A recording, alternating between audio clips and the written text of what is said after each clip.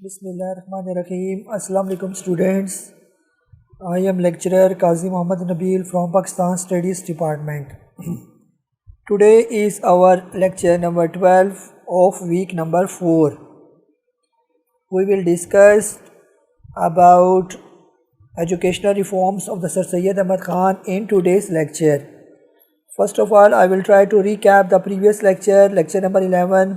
امید ہے کہ آپ نے لیکچر نمبر 11 جو ہے وہ اچھے طریقے سے دیکھ لیا ہوگا. تو ہم جیسے ایز پر روٹین جو ہے اپنا پچھلا لیکچر جو ہے وہ تھوڑا ریوائز کرتے ہیں، پھر آگے چلتے ہیں، یہ تاکہ جو پہلی ہوئی باتیں تھوڑی سی ذہن میں آ جائیں اور اس کے ساتھ پھر آگے لیکچر کو جو ہے وہ کنٹینیو کیا جائے. اگر ہم لوگ اپنے لاسٹ ٹائم لیکچر کی بات کریں تو خاص طور پر ہم نے 1857 وار کی بات کی تھی، اور 1857 کی وار کے بعد جو مسلمانوں کی جو سچویشن کریٹ ہوئی ہے، یعنی ان کی جو کنڈیشن تھی مسلمانوں کی، اس پر جو ہے نا ہم نے کافی ڈیٹیل سے بات کی تھی. خاص طور پر ہم نے بات کی تھی کہ جب 1857 کی وار ہوئی تو برٹش نے اس جنگ کا جو ذمہ دار ہے، جو بلیم انہوں نے دیا وہ مسلمانوں کو ہی دیا. یہ خاص طور پر پھر انہوں نے مسلمانوں کو ٹارگٹ کرنا شروع کیا، کیونکہ ان کو لگتا تھا کہ مسلمان ان کے لیے خطرہ بن سکتے ہیں. تو اسی وجہ سے انہوں نے خاص طور پر جو لاسٹ مغل ایمپیرر تھا بہادر شاہ ظفر، اس کو اس کی بیوی کے ساتھ جو ہے برما میں جلا وطن کر دیا، لیکن اس کے بیٹوں کو اور جو اس کے رویل فیملی کے جو میل ممبرس تھے ان کو بریوٹلی یعنی بہت بے دردی کے ساتھ مرڈر ان کا کر دیا گیا. اور یہ سارا کام کرنے کی وجہ یہی تھی کہ کوئی بھی مستقبل میں انگریزوں کے لیے کوئی رکاوٹ کریٹ نہ ہو. پھر اس کے بعد جو ہے اس کے بعد انگریزوں نے جو اگلا کام کیا وہ یہ تھا کہ جو مکتب انسٹیٹیوشن چل رہے تھے، جو ایجوکیشنل انسٹیٹیوشن مسلمانوں کے چل رہے تھے، وہ سارے جو ہے نا گورنمنٹ کے فنڈز سے چل رہے تھے. گورنمنٹ نے ان کی ساری فنڈنگ جو ہے وہ سٹاپ کر دی. اور یہ ساری سٹاپ کرنے کے بعد جو ہے جو چیز انہوں نے کام کیا کہ انگلش ایجوکیشن سسٹم کو جو ہے وہ پروموٹ کرنا شروع کیا. اس میں پھر ہم نے دیکھا تھا خاص طور پر شاہ ولی اللہ کا جو مدرسہ تھا، مدرسہ رحیمیہ، اس کو بھی کچھ عرصے کے لیے جو ہے وہ بند کر دیا گیا. پھر اس کے بعد انہوں نے مسلمانوں کو ٹارگٹ کرنے کے لیے جو ہے مسلمانوں کو جاب سے جو ہے وہ نکالنا شروع کر دیا. اور اس کی ریزن یہی پیش کی انہوں نے کہ چونکہ ان کو انگلش لینگویج نہیں آتی، جب تک ان کو انگلش لینگویج میں کمانڈ حاصل نہیں ہوگی اس وقت ان کو کوئی گورنمنٹ جاب وغیرہ نہیں دی جائے گی. اسی وجہ سے ان کو جاب سے نکالا گیا. پھر اس کے بعد اگر ہم مسلمانوں کی ریئیکشن کی بات کریں تو مسلمان بھی ذہنی طور پر انگریزوں کو جو ہے کسی صورت بھی اپنا رولر قبول کرنے کے لیے تیار نہیں تھے، کیونکہ وہ برٹش کے بارے میں سمجھتے تھے کہ یہ لوگ انویڈرز ہیں، فورنرز ہیں، یہ باہر سے آئے اور ہم پر قابض ہو گئے، اور ہم کسی صورت بھی برٹش کے جو ریفارمز ہیں ان کو جو ہے وہ نہیں مانیں گے. تو بہرحال پھر مسلمانوں کو اسی لیے زیادتی کا نشانہ بنایا گیا، اور آخرکار مسلمانوں کو اتنا مجبور کر دیا گیا کہ مسلمان جو ہے نا Muslims had lost all hope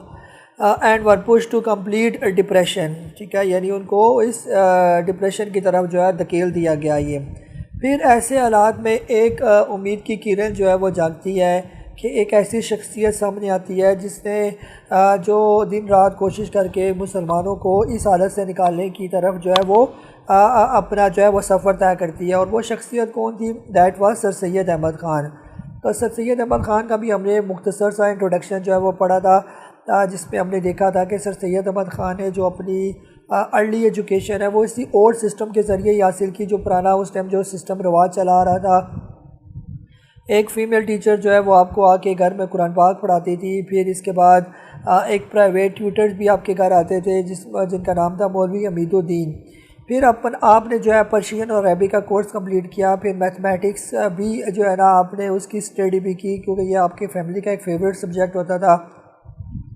پھر میڈیسن جو ہے نا اس میں بھی آپ نے کام کیا، اور اس کے بعد جو ہے 18 ایئرس تک جو ہے نا آپ اپنی فارمل ایجوکیشن جو ہے وہ آپ نے کنٹینیو رکھی. پھر اس کے بعد جو ہے نا آپ کے والد کی وفات کے بعد جو ہے پھر آپ نے جو ہے وہ اپنی پڑھائی کا سلسلہ جو ہے یہاں پر جو پراپر اسکول جا کے اور کالج جا کے جو پراپر ایجوکیشن سسٹم ہوتا ہے اس طرح تو رک گیا، لیکن پرائیویٹ جو ہے نا آپ نے جو ہے نا یہ سارا سسٹم جو ہے وہ ایجوکیشن کا اپنا کنٹینیو رکھا.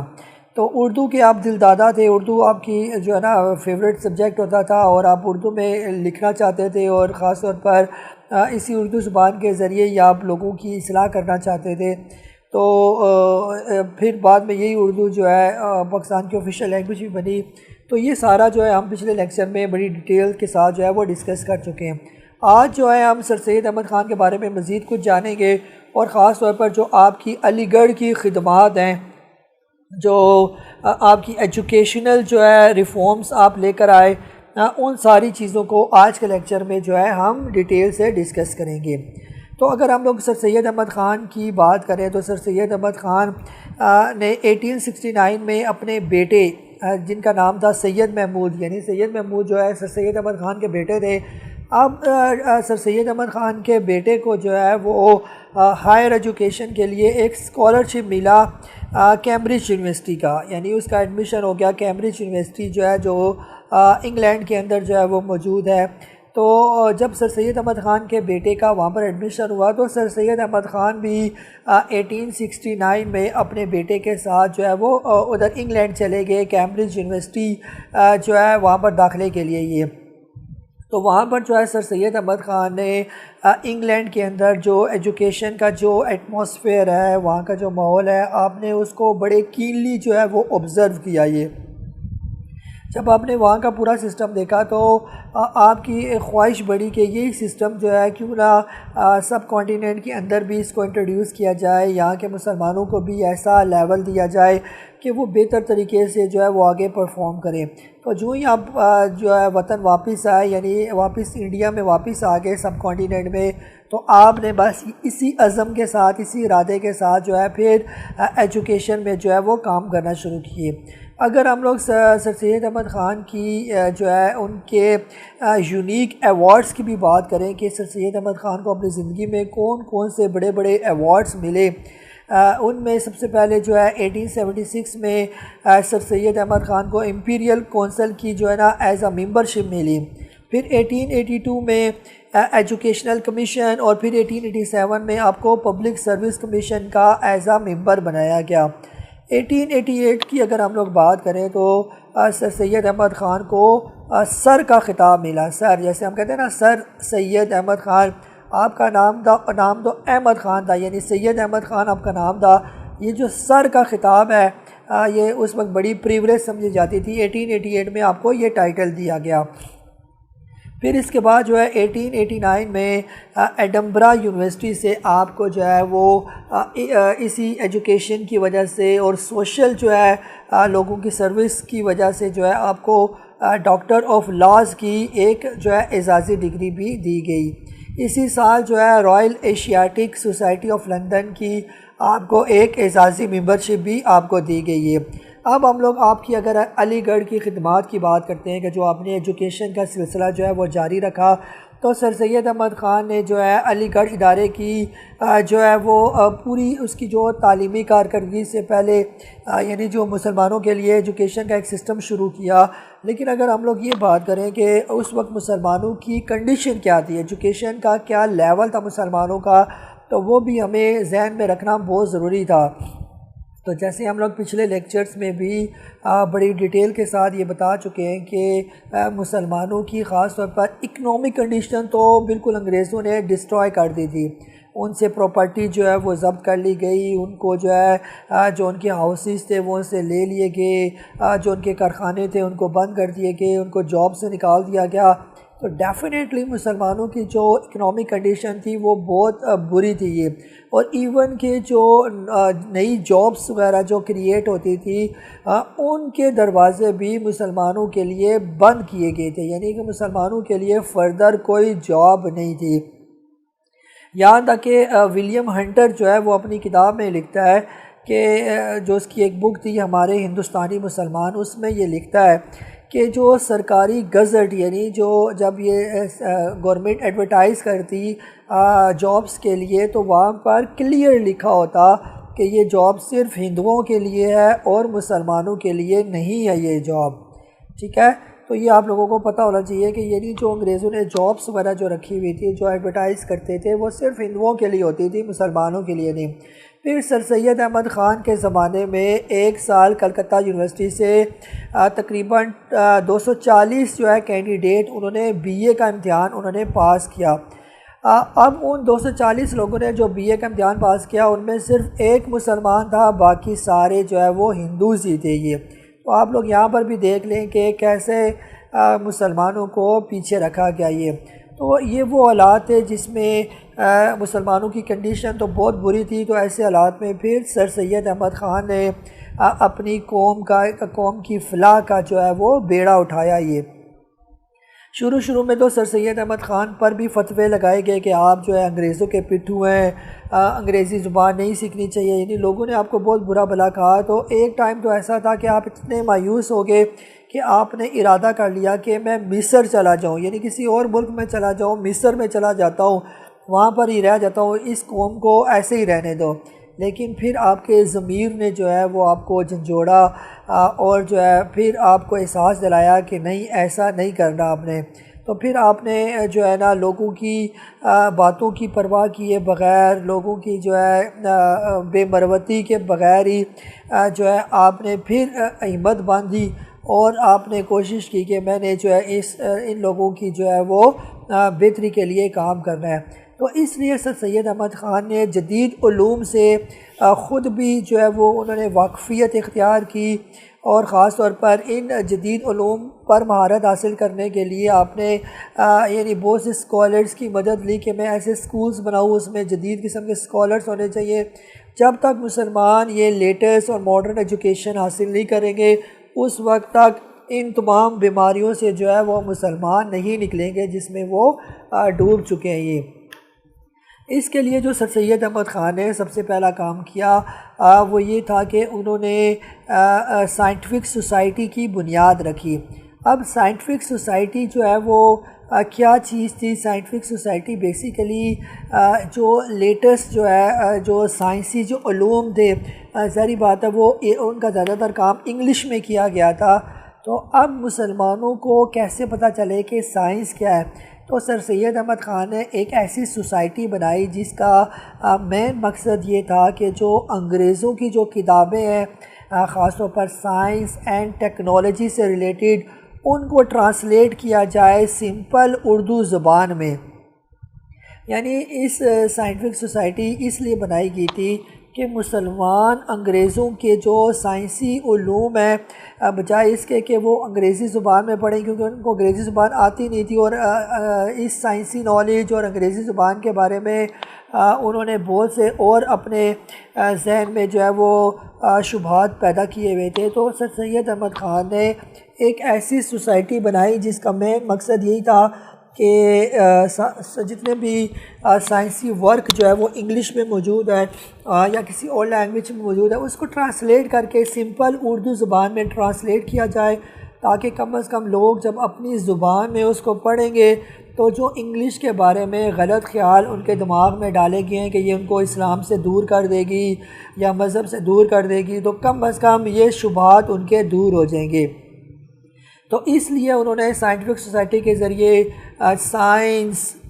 اس کے علاوہ لٹریچر، فلاسفی، ہسٹری، ان پر جتنی بھی بکس لکھی گئی تھی آپ نے ان کو سمپل اردو لینگویج میں جو ہے وہ ٹرانسلیٹ کرایا۔ سر سید احمد خان جو ہے وہ انگریزوں کے ہائی ملازمت کرتے تھے، تو اس ملازمت کے دوران آپ کا مختلف جگہ پر ٹرانسفر کیا جاتا تھا۔ جیسے آپ کو پتہ ہے بندہ جاب کرتا ہے تو کبھی ایک جگہ ٹرانسفر ہو جاتا ہے، کبھی دوسرے شہر میں ٹرانسفر ہو جاتا ہے۔ اسی طرح سر سید احمد خان کا بھی ایک جگہ سے دوسری جگہ ٹرانسفر ہوتا، کبھی غازی پور میں، کبھی مراد آباد میں، کبھی جو ہے علی گڑھ میں۔ تو جہاں پر بھی سر سید احمد خان ٹرانسفر ہو کے جاتے، وہاں پر آپ سائنٹیفک سوسائٹی کا دفتر جو ہے وہاں پر قائم کر دیتے۔ اب اس سائنٹیفک سوسائٹی کا ایک میگزین جو ہے وہ انگلش زبان میں اور ایک اسی کے ترجمے کے ساتھ، اردو ترجمے کے ساتھ جو ہے وہ شائع کیا جاتا ہے، تاکہ لوگوں کو جو ہے وہ پتہ لگے۔ یہ پھر اس کے بعد اب سر سید احمد خان نے جب یہ کام کیا کہ ایک تو ٹرانسلیشن کا کام شروع کروایا، وہاں پر دوسری جگہ پر آپ نے اسکولز بھی جو ہے بنوانا شروع کیے۔ خاص طور پر جو ہے جب آپ انگلینڈ نہیں گئے تھے، انگلینڈ سے پہلے ہی جب آپ مراد آباد میں آپ کی ٹرانسفر کی گئی تو وہاں پر آپ نے ایک چھوٹا سا اسکول بھی بنایا یہ. پھر اس کے بعد آپ کا ٹرانسفر جو ہے مراد آباد سے غازی پور میں گیا تو وہاں پر بھی آپ نے ایک اسکول کھولا. یعنی جہاں جہاں بھی آپ کا ٹرانسفر ہوتا وہاں پر آپ اپنی کوششوں سے ایک اسکول جو ہے وہ قائم کر دیتے یہ. پھر اس کے بعد جو ہے جب آپ انگلینڈ سے جب واپس آئے تو آپ نے ایک پورا پلان بنایا کہ میں یہاں پر بھی جیسے وہاں پر ایک کیمبرج یونیورسٹی ہے اسی طرز پر یہاں پر بھی ایک یونیورسٹی بناؤں گا. پھر آپ نے اس کے لیے جو ہے وہ کام کرنا شروع کیا اور آپ نے اس کے لیے جو ہے خاص طور پر مختلف تحریکیں جو ہے وہ چلانا شروع کی. مختلف ادارے جو ہے تعلیمی اداروں کے خاکے بنانے آپ نے شروع کیے جن میں خاص طور پر التماس خدمت اہل اسلام و حکام ہند اور درباب ترقیات تعلیم مسلمان ہند کے عنوان سے آپ نے اس طرح تیار کیا. یعنی ایک پورا آپ نے پہلے اس کا جو ہے نا پیپر ورک تیار کیا اور اس کو اپنے جو قریبی دوست نواب محسن الملک کی خدمت میں آپ نے اس کو پیش کیا تاکہ اس کو ایک پراپر جو ہے وہ عملی رنگ دیا جائے. تو اس کے لیے آپ نے ایک کمیٹی بھی بنائی جس کا نام تھا کمیٹی خواستگار ترقی تعلیم مسلمان. ٹھیک ہے، یعنی ایک آپ نے پراپر ایک کمیٹی بنائی تاکہ یہ پراپر کام کرے کہ ہم نے کیمبرج یونیورسٹی کی طرز پر ایک پہلے کالج بنانا ہے اور کالج کے بعد ہم نے اس کو یونیورسٹی بنانا ہے. اس سے پہلے پھر سر سید احمد خان نے اور ان کے ساتھیوں نے مل کر 24 مئی 1875 کو علی گڑھ میں ایک اسکول کی بنیاد رکھی. یعنی ظاہر بات ہے پہلے اسکول ہوگا پھر وہ کالج بنے گا پھر اس کو یونیورسٹی. یعنی ایک پورے پلاننگ کے ذریعے آپ نے مسلمانوں کے لیے ایک زبردست اسکول کی جو ہے وہ بنیاد رکھی ہے. پھر اب یہ ذاتی بات ہے آپ لوگوں کو پتہ ہونا چاہیے کہ ایک اچھا اسکول بنانے کے لیے اچھے خاصے پیسوں کی ضرورت ہوتی ہے. تو قائد سر سید احمد خان نے جو ہے اس اسکول کے لیے اور بعد میں پھر اس اسکول کو کالج میں بنانے کے لیے جو آپ نے فنڈنگ کی اس فنڈنگ کے لیے یعنی جو لوگوں سے پیسے اکٹھے کیے تو آپ ان سے پیسے لینے کے لیے گلی گلی محلے محلے میں جو ہے آپ نے لوگوں سے چندے کی اپیل کی کہ آپ لوگ اس کے لیے ہیلپ کریں تاکہ ہم ایک مسلمانوں کے لیے شاندار قسم کا اسکول اور کالج جو ہے وہ بنانے جا رہے ہیں. تو سر سید احمد خان کی آواز پر خاص طور پر پنجاب کے لوگوں نے جن کے بارے میں کہا جاتا ہے کہ یہ زندہ دلانے پنجاب ہیں انہوں نے جو ہے سر سید احمد خان کے ساتھ بہت زیادہ جو ہے وہ کوآپریٹ کیا. یہ پھر 8 جنوری جو ہے 1877 کو اسی اسکول کو پھر MAO کالج علی گڑھ کا نام دیا گیا اور اس کی جو خاص انوگریشن ہے وہ اس وقت کا جو وائسرائے تھا لارڈ ڈیلٹن اس کے ہاتھوں سے اس کا جو ہے وہ افتتاح کیا گیا. بعد میں پھر یہی کالج جو ہے سر سید احمد خان کی وفات کے بعد یونیورسٹی بھی بن گیا جس کو علی گڑھ یونیورسٹی کہا جاتا ہے جو آج بھی موجود ہے. یہ اب اگر ہم لوگ اس علی گڑھ کالج کی بات کریں جو سر سید احمد خان نے اپنی زندگی میں بنایا کہا جاتا ہے کہ اس سب کانٹیننٹ کے اندر ایک ایگزامپلری قسم کا یہ ایک مثالی قسم کی یہ ایک درسگاہ تھی. یعنی ایک ایسا انسٹیٹیوشن تھا جن سے بہت بڑے بڑے اسکالرز پڑھ کر نکلے جنہوں نے بعد میں مسلم لیگ میں جو ہے وہ شمولیت اختیار کی جنہوں نے قیام پاکستان کے لیے جو ہے وہ کوششیں کی اور آخرکار پاکستان بنانے میں کامیاب ہو گئے. وہ سارے اسکالر جو ہے اسی علی گڑھ کالج سے نکل کر یعنی یہاں سے پڑھ کر جو ہے وہ فارغ ہوئے. یہ اب سر سید احمد خان نے خاص طور پر جب وہ کیمبرج یونیورسٹی سے اپنا پراپر ایجوکیشن کا سسٹم وہاں سے دے کر آئے تھے تو ان کی کوشش بھی یہی تھی کہ ایک تو ہم نے لیٹسٹ اور سائنسی ایجوکیشن تو دینی ہی دینی ہے لیکن اس کے ساتھ ساتھ ایسی ایجوکیشن بھی ہو کہ اسلامک ٹچ بھی ہو یعنی اسلام بھی ساتھ ہو. تو آپ کی خواہش تھی کہ میں نے ایک ایسا طالب علم تیار کرنا ہے جس کے ہاتھ میں ایک ہاتھ میں سائنس ہو اس کے دوسرے ہاتھ میں قرآن کریم ہو جبکہ اس کے سر پر لا الہ الا اللہ کا نورانی تاج ہو. یعنی کتنی پیاری سوچ تھی سر سید احمد خان کی کہ جب کوئی مسلمان پڑھ کر نکلے تو ایک ہاتھ میں سائنس کا علم ہو، دوسرے ہاتھ میں قرآن پاک کا علم ہو، اور سر پر اس کے لا الہ الا اللہ کا تاج جو ہے وہ اس کے سر پر ہو، تو یہ بہت زبردست ہے۔ پھر آپ نے اپنے اسی کالج کے لیے جو ٹیچرز وغیرہ جو اپوائنٹ کیے وہ بہت ہی یعنی ایجوکیشن کے باہر، خاص طور پر پروفیسر بیک کو بلا کر آپ نے ان کو پرنسپل جو ہے وہ اپوائنٹ کیا، اور اسی جو ہے کالج کے سینٹر کے اندر ایک مسجد بھی تعمیر کروائی کہ اس مسجد میں لوگ تاکہ ساتھ ہی ساتھ باجماعت نماز جو ہے وہ ادا کریں۔ بعد میں جب سر سید احمد خان جو ہے فوت ہو گئے تو اسی مسجد کے ساتھ جو ہے وہ آپ کا مقبرہ جو ہے وہ بنایا گیا۔ یہ پھر ایم اے او کالج جو آپ نے بنایا وہ پیور جو تھا کیمبرج یونیورسٹی کے جو ہے اسی طرز پر جو ہے یہ بنایا گیا تھا۔ یہ اس کی اگر عمارت کی بات کریں تو بڑی شاندار، دلکش اور ایسی عمارت تھی جس کو دیکھ کر جو ہے یعنی باہر کی جو یورپ کی جو یونیورسٹیز ہوتی ہیں بالکل اسی طرز پر آپ نے اس کی جو ہے وہ بلڈنگ تیار کروائی۔ اس کے لیے جو خاص طور پر جو پور اسٹوڈنٹس ہوتے ہیں جو فیس ادا نہیں کر سکتے تھے ان کے لیے اسکالرشپ بھی ان کو دیے جاتے۔ پھر اس کے ساتھ ساتھ ایک ساتھ سارے لوگ مل کر وہاں پر کھانا کھاتے، ایک ساتھ مل کر بیٹھتے، اور جو کریکٹر بلڈنگ ہے اس کے لیے بھی آپ نے کوشش شروع کی۔ پھر آگے نیکسٹ اگر ہم لوگ بات کریں، سر سید احمد خان نے اس کے بعد ایک محمدن ایجوکیشنل کانفرنس کی بھی جو ہے وہ بنیاد رکھی۔ یہ ٹھیک ہے، یہ کیا چیز تھی، یہ کیوں رکھی گئی محمدن ایجوکیشنل کانفرنس، اس کو بھی ہم لوگ اس آج کے تھوڑے سے لیکچر میں جو ہے جو اس کا انٹروڈکشن بھی بیان کر دیتے ہیں۔ یہ اب جہاں جہاں علی گڑھ کالج جو ہے وہ ترقی کی نئی نئی منازل جو ہے وہ تیار کر رہا تھا، اس لیے سر سید احمد خان کو یہ احساس بھی تھا کہ نہ تو یہ کالج پورے ہندوستانی مسلمان طلباء کو داخلہ دے سکتا ہے، نہ ہی ہر کسی کے لیے علی گڑھ آنا ممکن ہے، تو کیوں نہ ایک ایسا جو ہے ایسا کوئی